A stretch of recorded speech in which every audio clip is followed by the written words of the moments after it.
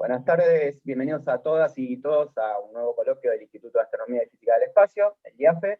Le damos la bienvenida también a colegas que se sumen desde otros institutos y quienes luego nos siguen por nuestro canal de YouTube. En el coloquio de hoy tengo el gusto de presentar al doctor Nahuel Andrés, que es investigador del CONICET y es miembro del IAFE. Nahuel es un especialista en plasmas astrofísicos, actualmente está trabajando en el tema de turbulencias del viento solar y en particular hoy nos va a brindar un resumen de las principales características de la misión Parker Solar Probe y algunos de sus resultados recientes. Como siempre, después de la charla hacemos un espacio de preguntas y comentarios, así que, bueno, le damos la palabra a Nahuel. Muchas gracias por participar y por darnos la charla. Bueno, Gabriel, muchas gracias a vos por la organización y por la onda siempre. Bueno, como bien dijo Gabriel, mi nombre es Nahuel Andrés, creo que conozco a casi todos, o todos me conocen. Hay algunos estudiantes que estaba ahí chusmeando el chat recién que creo que no los conozco, pero bueno, algún día volveremos al IAFE y podremos tomarnos un café. Bueno, un poco lo que les quiero contar hoy es lo que dijo Gabriel, es básicamente contarles un poquito sobre la misión, la última misión de la NASA, de Parker Solar Probe. Si bien más o menos todos deberían o deben estar al tanto de dicha misión, un poco era contarles una breve introducción, algunos chismes históricos y después pasar literalmente y rápidamente a los resultados que obtuve recientemente en el último año y medio junto a mi grupo de colaboradores en Francia y en China. En particular, en esto participaron Fuad Sahraoui, Xiong Wan, quien está en una tristemente célebre universidad, y Lina Hadid y Sebastián Galtier, que junto con Fuad pertenecen al LPP, que es un laboratorio que tiene fuertes vínculos conmigo, con Daniel. Bueno, empiezo esta charla hablando un poquito de, como asumen todos, el viento solar. Más o menos a esta altura no tengo que hacer una introducción muy larga alrededor de esto. El viento solar lo pueden pensar básicamente como una extensión de la corona solar dentro del medio interplanetario, una manera de pensar por qué existe un viento solar que viaja desde el Sol hacia el medio interplanetario. Es debido a una diferencia de presión entre lo que sería el medio intergaláctico y la superficie del Sol. Ahí existe un gradiente de presión debido a balances de fuerzas. Al fluido o al plasma, en este caso, no le queda otra que viajar outward from the sun. Esta imagen es una imagen bastante conocida, no pude ver si estaba Sergio, pero recuerdo que el año pasado en su coloquio Sergio lo usó, y Sergio, y muchísimos antes que Sergio. Es una imagen muy representativa de lo que es el viento solar, del Sol, y en particular se usa un poco para mostrar que hay básicamente dos tipos de viento solar. Cualquiera que trabajó con mediciones de viento solar sabe que lo que acabo de decir, medio que hay que tomarlo con pinzas, porque estos son resultados estadísticos, es básicamente promediar un montón de eventos. De hecho, estos son meses de mediciones, y la imagen, de hecho, es construida con días, o sea, hay escalas diferentes incluso, pero esquemáticamente, y para explicar un poquito, es útil. Lo que se puede ver es que existen dos tipos de viento solar. Por un lado, el viento solar lento y el viento solar rápido. Acá los ejes son básicamente ejes de velocidad, entonces se ve que existen vientos con cierta polarización de campo magnético de lo que se llama rápido, y viento solar con distintas polarizaciones también de lo que se conoce como viento solar lento. No quiero entrar en detalles de características de cada uno de estos, pero los que tendría que quedarles más o menos presentes, que bueno, en el caso del viento solar lento, existen mayores fluctuaciones de densidad. Aparte hay distintos radios de abundancia entre alfas y protones, y por lo general el viento solar lento, que es interesante para los que trabajamos en turbulencia, es que estadísticamente hay bastante presencia de no homogeneidades, lo cual permite de alguna manera estudiar el fenómeno de turbulencia en distintos contextos. Pero bueno, ¿a quién fue el primero que se le ocurrió que tenía que existir este viento solar que viene del Sol y golpea a todos los planetas en el medio interplanetario? Obviamente a Eugene Parker. Esto es como un breve paréntesis histórico. A la edad de 31 años, él en 1958, ya hace más de 80 años, se propuso una idea que en ese momento era radical, porque imagínense que en ese momento se creía que el medio interplanetario estaba vacío, porque no había nada, y él propuso, debido a las cuentas, hizo la matemática y le dio que básicamente tenía que existir un gas, el cual viajaba de nuevo outward del Sol, en todas las direcciones, a una velocidad de más o menos del orden entre 500 y 1500 kilómetros por segundo. Al principio no le creyeron. Acá puse esto, me parece muy simpático. O sea, Eugene Parker sometió el trabajo al Astrophysical Journal, la APJ, y uno de los primeros reviews que recibió era algo de esto, y voy a citar literal, que es tipo, bueno, le sugerimos a Parker que vaya a una librería, que en ese momento era la Wikipedia de esos momentos, y lea un poco sobre el tema antes de tratar de escribir un paper sobre esto. Porque lo que dice o porque lo que tiene son cosas sin sentido, básicamente, ¿no? Acá les dejo el link, porque la verdad que está muy buena, o sea, esta página está buena porque tiene un montón de tips y cosas así históricas. Pero bueno, cuestión que en ese momento el editor de APJ era Chandrasekhar, si mal no recuerdo, premio Nobel de Física. A él tampoco, obviamente, porque de nuevo, imagínense que la comunidad no creía que el medio interplanetario estaba vacío. Entonces, como a él tampoco le gustaba la idea, pero lo que hizo es replicó el paper de Parker y vio que no había ningún error, que la matemática y la lógica estaban ahí, entonces decidió, pese a todos los reviews bastante negativos, publicar el trabajo. Bueno, hoy en día lo tenemos, es dinámica del gas interplanetario y de los campos magnéticos.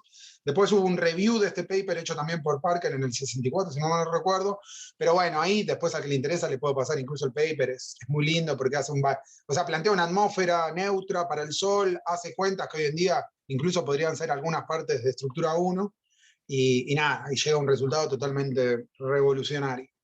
Pero bueno, entonces cuando la NASA plantea que hay que mandar una misión a estudiar el origen del viento solar, no hubo muchas dudas de que el nombre o algo tenía que tener algún tipo me sale halago, pero no, algún tipo de, bueno, tenía que estar dedicado a quien era el que había sido el precursor de esta idea, y es donde ahí surge la misión Parker Solar Probe. Como puse en el abstract de la charla, a grandes rasgos esta misión tiene 3 objetivos, lo cual es, por un lado, trazar el flujo o identificar el flujo de energía que calienta y acelera el viento solar desde la corona, digamos, desde el Sol, determinar estructuras y dinámicas del plasma y campos magnéticos, y por otro lado también explorar y entender los mecanismos que aceleran y transportan partículas de alta energía, partículas energéticas, ¿no? Entonces, permítanme mostrarle ahora brevemente algunas características de la misión, como se ve acá. Acá estoy mostrándoles, creo que estos son, si mal no recuerdo, todas las órbitas que va a tener. En particular, la nave es reciente, de hecho, hace 2 años, si mal no recuerdo, escribimos algo en Twitter con Andrea. Se envió hace 2 años. El primer flyby que tuvo fue al mes y medio, 2 meses. ¿Por qué un flyby? Porque esta misión lo que tiene en particular es que, por una cuestión presupuestaria y también de cuestión de material, me imagino, lo que hace es todo el tiempo está usando a Venus, y al campo gravitatorio de Venus, mejor dicho, como un boost y como un direccionador, por decirlo de alguna manera rápida y mala. Entonces, acá lo ven, acá te puse una serie temporal de lo que va a ser la órbita, o mejor dicho, el acercamiento al Sol, así como la velocidad. Y lo que ven acá es que va a tener distintos flyby, en particular 7, los cuales lo van a direccionar. Obviamente igual la nave se puede controlar desde acá y se van haciendo retoques, pero estas son las trayectorias a grandes rasgos. En particular acá lo que se ve es que, como está planeada la misión, va a estar compuesta de 24 perihelios para el despistado. Un perihelio es básicamente el momento de mayor acercamiento entre un objeto, en este caso la misión, y algún planeta o estrella, en este caso el Sol. Entonces van a ver que ahí gradualmente se va haciendo cada vez más, se va acercando cada vez más al Sol. Fíjense que acá es distancia, es acá el eje derecho, al punto que cuando estén los últimos 3, sí, lo anoté acá, los últimos 3 perihelios, Parker Solar Probe va a estar viajando a una distancia de 9 radios del Sol. O sea, eso no dice nada, pero imagínense que es muy, muy cerca. Si lo traducen a unidades astronómicas, donde unidad astronómica es la distancia del Sol y la Tierra, es del orden de 0.04 unidades astronómicas, es una monstruosidad, está prácticamente tocándolo, de ahí el título, que dicho sea de paso, y hago un paréntesis, no se me ocurre a mí, pongan Touching the Sun y van a ver todo lo que salta, pero bueno, yo lo utilicé. Y por otro lado, algo que me parece también simpático para mencionar es el hecho de la velocidad, ¿no? Fíjense las velocidades que va a alcanzar. Si recuerdan en F1, pueden mostrar que básicamente cuando esté en el punto más cercano del movimiento va a tener la máxima velocidad, y fíjense que la velocidad va a ser casi 200 kilómetros por segundo. Es decir, si la nave se estuviese moviendo acá, iríamos a Mar del Plata básicamente en 2 segundos y medio. Pero bueno, nada, me parece monstruoso y me parecía interesante como dato curioso contarlos. Permítanme hacer una breve, no me tomé el tiempo, pero bueno, una breve descripción de los 4 experimentos principales que tiene la nave. Esta es la misión. está la nave, digamos, básicamente. Como ven acá tienen que imaginar que acá está el sol donde está el puntero. Tiene una especie de escudo, un shield, que lo protege, porque obviamente acá, si este escudo no estuviese, esto no existe, te destruye todo. Pero bueno, déjenme describir brevemente los 4 experimentos. Por un lado tienen FIELDS, que es el experimento que básicamente sirve para detectar campos electromagnéticos, potenciales, flujos de Poynting, temperaturas y densidad de electrones, todo lo que tiene que ver con básicamente campos electromagnéticos. Se encarga de esto acá Stuart Bale, es el PI, puse los PI por si a alguien le interesa, puede buscar rápidamente los trabajos, o incluso mandar un mail si estuviese trabajando con esto y tienen dudas. En particular acá se ve que el experimento está compuesto en muy grandes rasgos por distintas antenas, las cuales miden potenciales electrostáticos, si mal no recuerdo. Y después, por otro lado, tiene básicamente 2 magnetómetros del tipo flux gate, que son básicamente los que se usan para medir el orden de, o sea, para medir frecuencias bajas e intermedias, si se quiere, varias decenas de hertz, si se quiere. Y por otro lado, tiene también un magnetómetro del tipo Search Coil, ese es para medir series temporales con mucha cadencia, en particular del orden de los megahertz. Después tiene otro experimento que se llama Integrace, bueno, ISOIS, que es un nombre feo para mí en castellano, pero ese es el nombre que decidieron ponerle, que básicamente sirve para medir partículas muy energéticas. Entonces lo que hace es identificar y medir electrones, protones, iones de muy altas energías. Después está SWIP, que es el experimento que mide las especies más abundantes en el viento solar, dícese protones, electrones y alfas.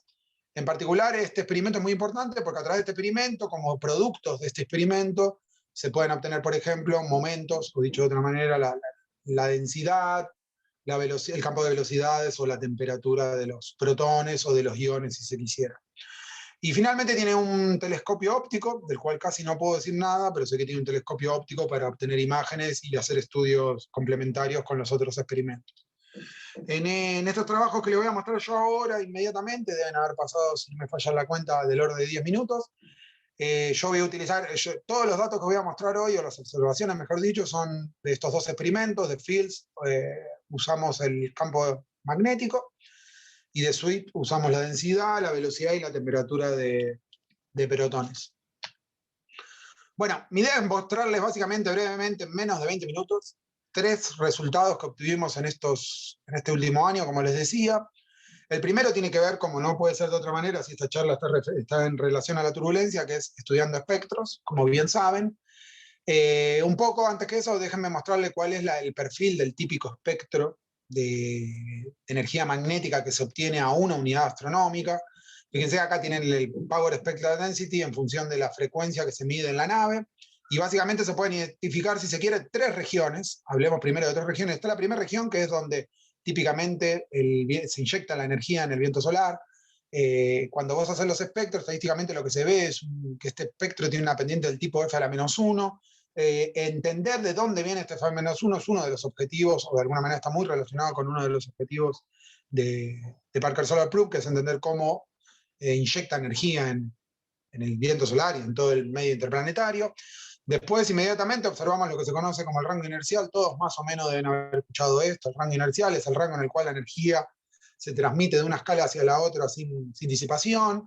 En particular, en este rango es el rango en el cual uno podría utilizarla, o puede, mejor dicho, y debe utilizar la descripción del tipo magnetohidrodinámica. Esta región está caracterizada por un aspecto bien claro de F a la -5 tercios, si se quiere.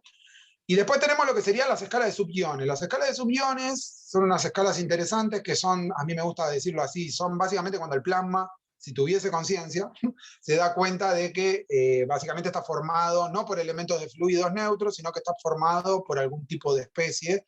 En el caso del viento solar es formado por protones y electrones. En estas escalas se empieza a notar efectos Hall, efectos de inercia electrónica y cosas que son muy interesantes, pero que no puedo detenerme a hablar ahora. Bueno, lo que se ha venido viendo en los últimos años quiere decir 10, 15 años, es que entre estos 2 rangos, los cuales están caracterizados por F a la -5 tercios y F a la -7 tercios, existe un rango que se llama un rango de transición, en el cual no está tan claro que exista una pendiente determinada que rige esas regiones. ¿Se entiende?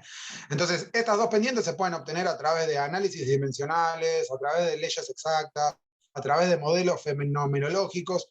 Lo que pasa en la región de transición es algo que al día de hoy no está muy claro y está por estudiarse. Bien, bueno, esto vale la pena aclarar que esto era para una unidad astronómica. Ahora bien, nosotros lo primero que quisimos hacer es estudiar esto mismo, pero ahora con mediciones de Parker Solar Probe bien cerca del Sol. Para ello lo que usamos es 4 días de mediciones. Acuérdense que el primer perihelio de Parker Solar Probe fue el 6 de noviembre, o sea que usamos 2 días para adelante, 2 días para atrás de dicho perihelio. Y en particular lo que hicimos es usar un subproducto que te da el experimento Fields, que es básicamente un espectro o series temporales que te permiten ir desde las frecuencias más bajas, en este caso en el referencial de la nave de 10 a la menos 2, hasta 100 Hz. Entonces eso nos permite de alguna manera estudiar todo el rango que va desde el rango de MHD hasta el rango de iones. Y si se quiere de electrones, de hecho este trabajo la primera vez que lo mandamos incluía todo un análisis sobre el rango de electrones, pero bueno, como ven acá está la curva de error que te da el PI del magnetómetro, había problemas con esto, entonces bueno, decidimos dejarlo afuera por ahora, entonces eso es trabajo en progreso. Entonces de nuevo, fíjense que tenemos un rango inercial, el cual es de la pinta, creo que lo puse, sí, ahí está. Un rango, acá hay un caso solo que pusimos en el trabajo, les muestro todos los casos, o sea, creo que los eventos, si mal no recuerdo, son del orden de 2 horas, 3 horas, no tengo ahora presente el número puntual, pero está en el trabajo. Superpusimos todos los espectros que se obtienen, y lo que se puede ver es que por un lado tenemos de nuevo el F a la menos 5 tercios de los que le hablaba, dentro de los errores experimentales, dentro de los errores de determinación, tenemos el rango de iones con también un F a la menos 8 tercios en este caso, porque observacionalmente lo que se ve en el viento solar es un F a la menos 8 tercios, no menos 7 tercios. Tal vez a la mayoría no le dice nada, pero a algunos les dice algo eso. Y después tenemos todo un rango de escalas donde hay distintas pendientes. Entonces, para estudiar esto estadísticamente, yo les muestro este dibujo y ustedes prácticamente ven nada. Lo que se puede hacer es para cada una de estas curvitas calcular la pendiente entre 2 frecuencias dadas que de nuevo están reportadas en el trabajo. Lo que se ve acá es básicamente eso, son las 3 distribuciones de pendientes en las escalas MHD, en las escalas de subiones y en el rango de transición, por decirlo de alguna manera. Entonces acá de nuevo se puede ver que la distribución tiene un pico, es una distribución picuda, porque fíjense que ahora les cuento brevemente, pero las escalas de pendientes no son iguales. Fíjense que acá se mueve entre menos 1.9 y menos 1.4, acá se mueve entre menos 2.8 y menos 2.4, con lo cual el ancho de estas distribuciones es 0.4, mientras que para el rango de transición, fíjense que se mueve entre menos 5.5 y menos 3. Es decir, que esta distribución, si esto estuviese graficado de otra manera, se vería que estas distribuciones son bien picudas, mientras estas están mucho más distribuida, digamos, en el espacio de pendientes. Entonces, de alguna manera, lo que nos habla esto un poquito a nivel turbulencia es que hay una falta de universalidad, hay una falta de determinación en lo que está ocurriendo puntualmente en este rango, y eso tiene que ver con que, bueno, lo que ocurre en ese rango es muy difícil de entender en términos absolutos, en términos globales, porque es muy dependiente del experimento que tenés en ese momento, de las características de cada evento. Y como ven, que les mostraba antes, por ejemplo, la amplitud de la potencia del espectro varía mucho. No lo estamos mostrando acá, pero las frecuencias características varían mucho, y hay un montón de razones para creer que está relacionado con esto. Lo que hizo John en este trabajo, para terminar con este primer trabajo, básicamente trató de correlacionar las pendientes con la potencia normalizada a una potencia dada, por un lado, y por el otro lado trató de correlacionar la potencia, de nuevo, las pendientes con lo que sería la helicidad cruzada. La helicidad cruzada, para el que nunca lo escuchó, tiene que ver un poco con el balance que hay entre la energía magnética y cinética que tiene un dado evento, un dado sistema. Lo que se puede ver es que a medida que es más steepen el espectro, es decir, que estas pendientes son más negativas, el sigma C, la helicidad cruzada, se acerca a 1, es mayor. Entonces, de alguna manera, lo que observamos acá es que a medida que hay más de balance entre la energía magnética y la energía cinética, la pendiente es más steepen. Esto es algo muy interesante para estudiar numéricamente, pero bueno, y respecto a esto no quiero decir mucho más porque tiene que ver con un montón de características re interesantes de la turbulencia, pero que no me alcanzaría el tiempo para hablar sobre eso. Bueno, si hay alguna pregunta, igual interrúmpanme, pero si no, la dejamos para el final, eso queda a gusto y piacere del consumidor. Después, el segundo trabajo que quiero contarles es un poquito un trabajo que hicimos también con los mismos colaboradores sobre la anisotropía de la cascada de energía y ahora contaba brevemente qué es eso. Y en particular este es un trabajo que estamos terminando de preparar el manuscrito. Básicamente la motivación para este trabajo es un poquito, de nuevo, es uno de los problemas que tiene como objetivo Parker Solar Probe, que tiene que ver con el calentamiento del viento solar. Yo hace 2 años, si mal no recuerdo, a finales del 2019, di un coloquio y usé esta misma estrategia, básicamente para tener como un flavor de lo que es el problema del calentamiento del viento solar. En el modelo de Parker, entre otras cosas, él asume que es adiabático, y cuando vos haces eso, podés hacer una predicción de cómo debería la temperatura en función de la distancia al Sol, la temperatura en función de la distancia heliocéntrica, caer, ¿no? En particular, va como R a la menos 4 tercios. El punto es que una de las primeras misiones que estudió el viento solar a distancias heliocéntricas bien cercanas al Sol fue Helios, si mal no recuerdo, y lo que se observó es que había un decaimiento de este tipo, un decaimiento más del tipo R a la menos un medio. Ahora bien, como lo pueden ver, la diferencia de temperatura entre esto y esto se puede interpretar como un calentamiento. Si bien definir el calentamiento es algo muy difícil y no es trivial, o sea, es muy difícil y no es trivial, no es trivial y es muy difícil. Si quieren, esta diferencia de temperatura entre lo que se esperaba y lo que se observa realmente se puede de alguna manera interpretar como un calentamiento. Algo está calentando el viento solar.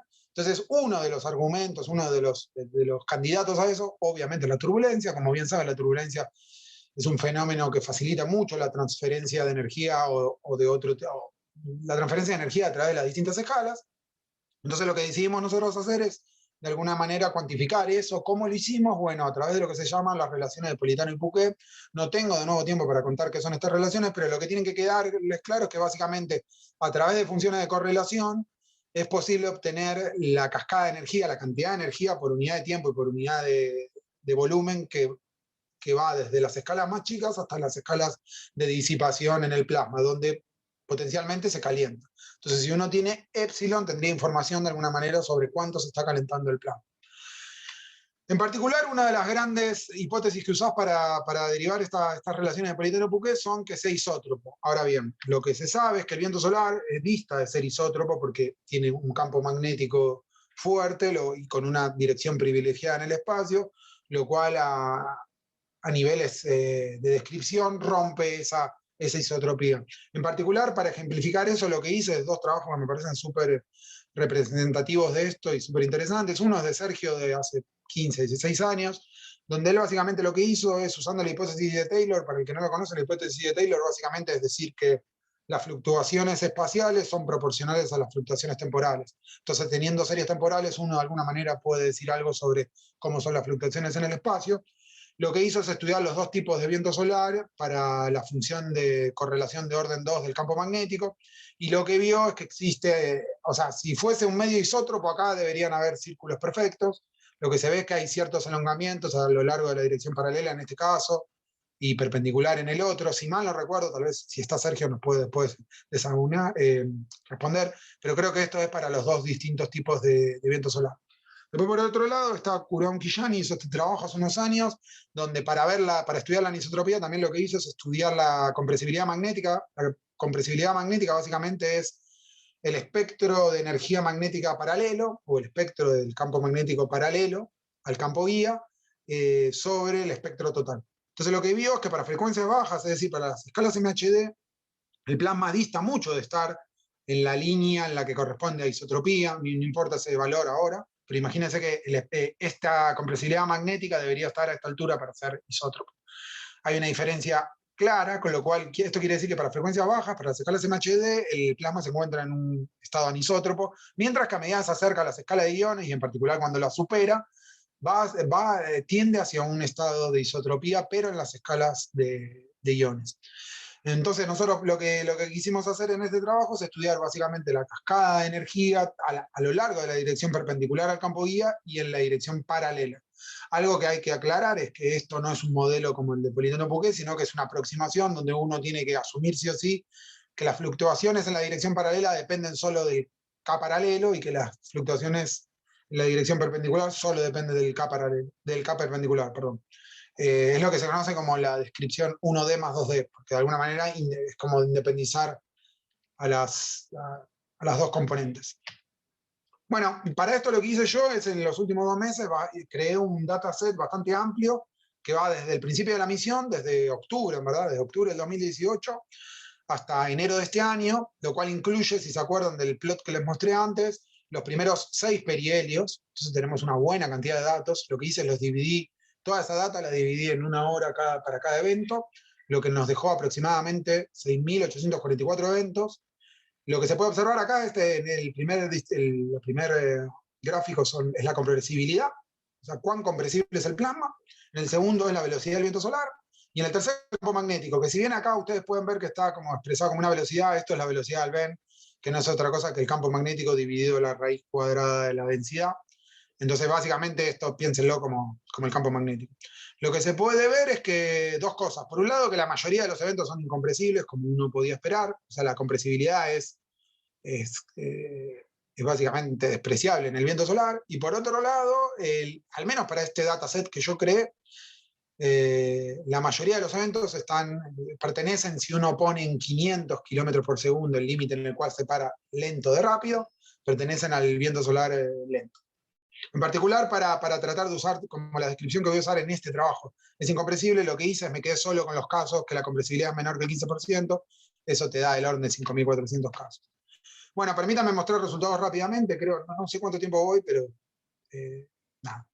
Permítanme rápidamente mostrarles esto. En particular, este es el ángulo θ. Este tipo de plots, lo que son básicamente son KDE, son Kernel Density Estimation, que son, si se quiere, como histogramas correlacionados, donde lo que tienen que pensar es que acá estaría el histograma, acá estaría el otro. Donde está muy oscuro quiere decir que hay mucha distribución de casos con esas características, donde está más clarito es que hay menos, entonces uno pone distintos niveles y eso le da este tipo de plots.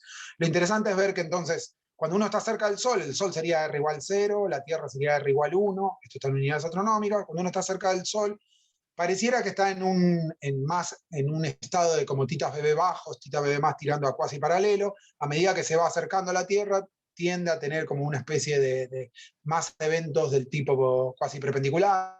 De nuevo, no digo que a una unidad astronómica no haya casos acá, pero fuertemente lo más oscuro está acá, mientras que lo más oscuro está acá.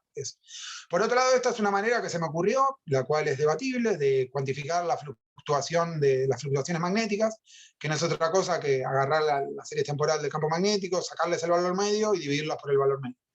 Entonces, fíjense que de nuevo, algo interesante que se ve acá es que para una unidad astronómica, para la Tierra, el plasma está en un estado más del tipo isótropo. Todo esto es en las escalas MHD, porque estoy tomando promedios en todos lados. Y a medida que se acerca al Sol, uno ve que el plasma se hace más anisótropo. En particular, como que ustedes pueden imaginar que acá hay una recta que hace así, ¿no? De nuevo, esto es estadístico, estamos analizando 5.000 casos. Obvio que siempre va a haber cosas que difieren de este análisis más o menos así general. Pero bueno, nada, esto de alguna manera nos da un buen input de que se puede estudiar la anisotropía en este dataset. Bueno, acá no me quiero poner muy técnico, pero básicamente lo que estoy ploteando es las componentes de la cascada de energía, una en función de la otra, y en particular, fíjense que E1, que es el eje X en este caso, y E2, E1 está relacionado con la energía total, que sería este término, E2 está relacionado con la helicidad cruzada, yo lo que hice es grafiqué una en función de la otra, con una color bar que te dice de alguna manera, este es el valor de la cascada total. Lo que se puede ver claramente que cuanto más grandes son las componentes, más grande es la cascada, pero además si lo comparan ahora con este plot, que en vez de usar epsilon i uso la posición de la nave con respecto al Sol, lo que se ve que los casos con mayor cascada de energía, como esperábamos, esto no fue sorpresa para nadie, son los que están más cerca del Sol, porque a medida que uno se acerca al Sol, la cascada de energía va aumentando. Bien, por otro lado se puede hacer lo propio con las componentes perpendiculares y paralelas, más allá de las aproximaciones que las podríamos discutir. Lo que se observa de nuevo es lo mismo para los E-perp y E-parallel más altos, cuando los correlacionás con la cascada incompresible total, ves que corresponden a estos, y además lo mismo pasa con la posición. Hay que tener un poquito de cuidado con cómo se interpretan estos resultados, porque los casos más altos, fíjense que empiezan a sentir, debido a cómo está proyectado en el espacio estas leyes, estas relaciones, digamos. Acá esto está sobre un seno de tita b, sobre un coseno de tita b, entonces ustedes ya se deben imaginar lo que pasa cuando uno se acerca a 0 o a pi sobre 2. En particular, si yo comparo el caso isótropo con el anisótropo, no sé por qué dice isotrópico, pero debería decir anisotrópico, lo que se ve es, como era de esperar, para la ley isótropa, como que no hay ninguna dependencia clara, al menos para mí, con el ángulo θ. Por el otro lado, para las componentes perpendiculares y paralelas sí las hay. Yo al principio cuando vi esto dije, qué bueno, alto resultado, después uno se da cuenta que se dejó llevar por la emoción, porque simplemente esto no es otro reflejo que esto, ¿no? Del hecho de la cómo escribe uno estas componentes.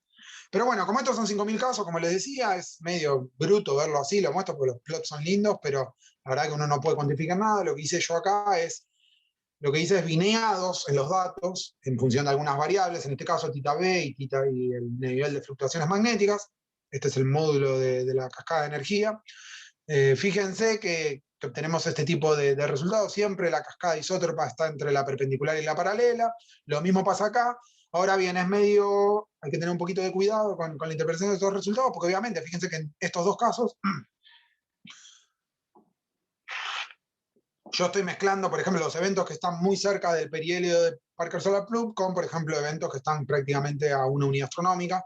Entonces lo que podés hacer es hacer los mismos plots, pero ahora discriminando, por ejemplo, para distancias helocéntricas bajas, entre punto 1 y punto 25, por ejemplo, esos números se me ocurrieron, podría poner otros, y entre ángulos bajos, lo que podría ser cuasi paralelo, y entre ángulos altos. Lo que se observa de nuevo es que, en particular, cuando uno observa la cascada perpendicular, sorprendentemente es prácticamente lo mismo que el isótropa en la mayoría de los casos. Cuando ve la paralela no están así, y yo tengo algunas sospechas de por qué es así, y por lo pronto es porque en este caso la aproximación de isótropo está de alguna manera sobreestimando la cascada, porque uno esperaría que la cascada paralela sea siempre menor en MHD, y eso nos movería a discusiones de turbulencia que no tengo tiempo para dar ahora, pero bueno, es una de las sospechas. Por otro lado, cuando uno se va a distancias helocéntricas mucho más altas, primero ve que hay un decaimiento, obviamente, de los órdenes de magnitud, ¿no? Esto está en las mismas escalas. Entonces, fíjense que acá obtenemos 10 a la menos 14 como orden de magnitud, mientras que acá nos movemos a 10 a la menos 17. Son 3 o 4 órdenes de magnitud como mínimo de cambio. Y bueno, observamos básicamente lo mismo. Están más claritos las curvas estas, es porque tiene que ver de nuevo por cómo construyó ese modelo Podestá, pero básicamente para el cuasi perpendicular, la cascada paralela, la expresión para la cascada paralela no te dice nada, solo un número. Físicamente está mal interpretar eso como un valor, y lo propio pasa para el caso paralelo. Bueno, y Gabriel, ¿me decís cuánto tiempo vamos? ¿Puedo dar? O Daniel, o el que quiera. Estás en tu tiempo de media hora, pero... Perfecto, perfecto. No, entonces yo lo que diría es esto. Pasemos a las preguntas. Si vemos que está en la incomodidad de que no hay ninguna pregunta, cuento 5 minutos más estos trabajos, que son literalmente 5 minutos, pero bueno, para no romper mi promesa. Okay. Dale. Bueno, gracias Nahuel, gracias por... No,